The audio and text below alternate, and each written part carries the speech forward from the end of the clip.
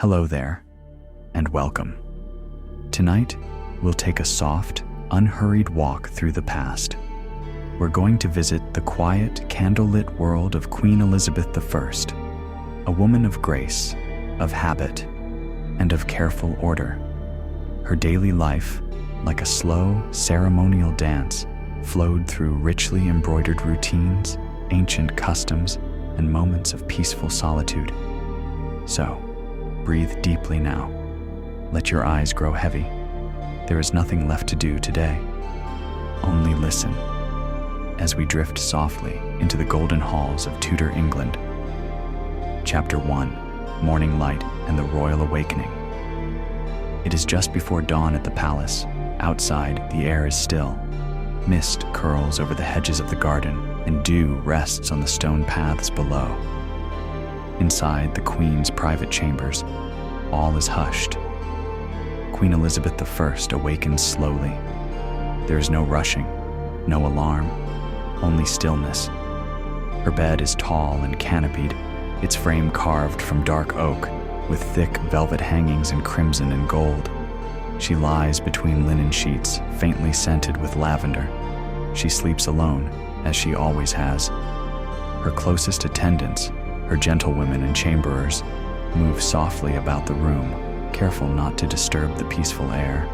A curtain is drawn back just slightly, allowing the first light of morning to spill in like pale gold.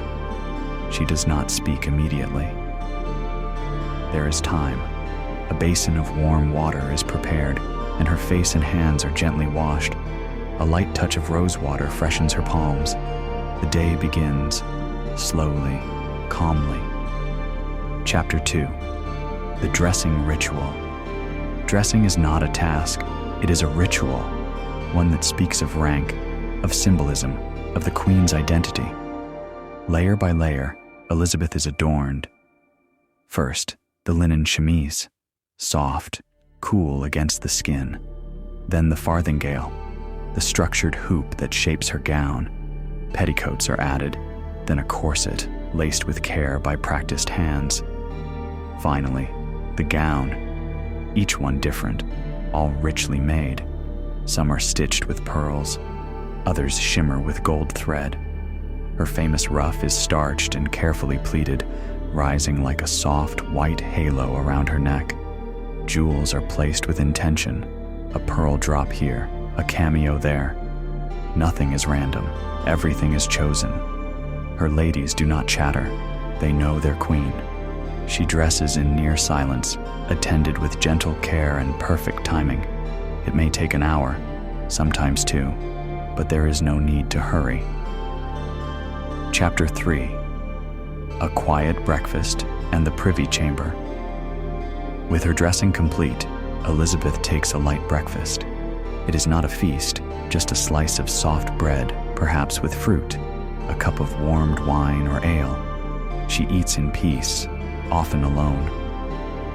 The Queen then enters her privy chamber, a private space where the business of the day begins, but gently so. Letters are brought by secretaries. She may read quietly or have them read aloud in soft voices. She listens to music, the lute, the virginals, played delicately nearby.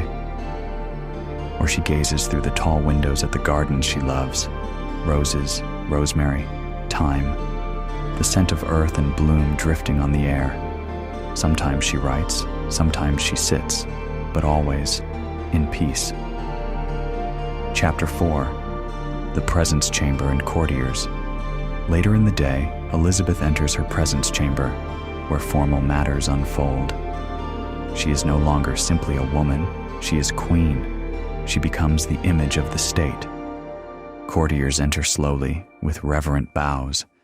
No one rushes, no one shouts. Everything is measured, everything is calm. She sits beneath a canopy of state, robed and regal. Those who approach speak in formal tones.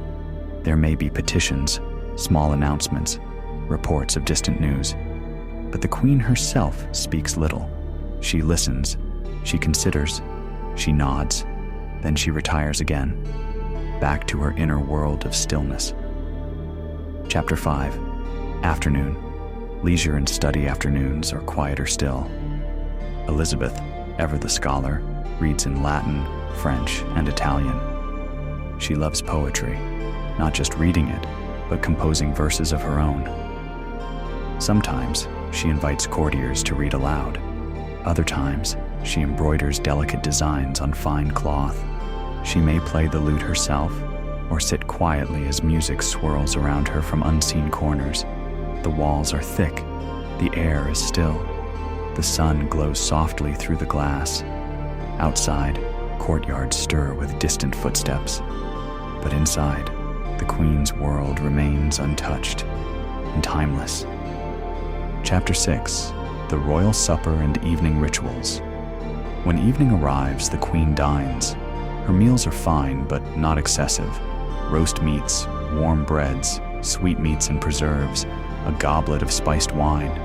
Sometimes she eats alone, sometimes with a few chosen companions. After supper, there may be a quiet entertainment, a musician playing softly, a gentle dance, a poem recited by candlelight. The Queen smiles politely. She listens, she watches, but always her energy remains contained, soft, poised, careful. As darkness deepens, the palace begins to quiet. Candles are lit, curtains are drawn, the hush of night returns. Chapter 7. Retiring for the night. At last, Elizabeth prepares for sleep. Her ruff is removed, unpinned, and gently folded. Her gown is unfastened by familiar hands. Her hair, long and auburn, is brushed with slow, even strokes. She says little, perhaps a soft word here or there. She may read a passage of scripture or recite a prayer. She may simply sit in reflection. Then, the Queen returns to her bed. The curtains are drawn once more. The chamber darkens, lit now only by a few flickering flames. Outside, the world is still. Inside, all is quiet. The day, long, ritualized, and carefully shaped, comes to a close. Queen Elizabeth closes her eyes, and the palace sleeps. And now, as Elizabeth dreams beneath her canopy of velvet and lace, so may you rest too. Let the soft rhythm of her day, the quiet footsteps, the murmured voices, the measured calm, carry you gently into stillness. The world can wait. Tonight is only for peace. Close your eyes, sleep deeply, and may your dreams be lit by candlelight. Good night.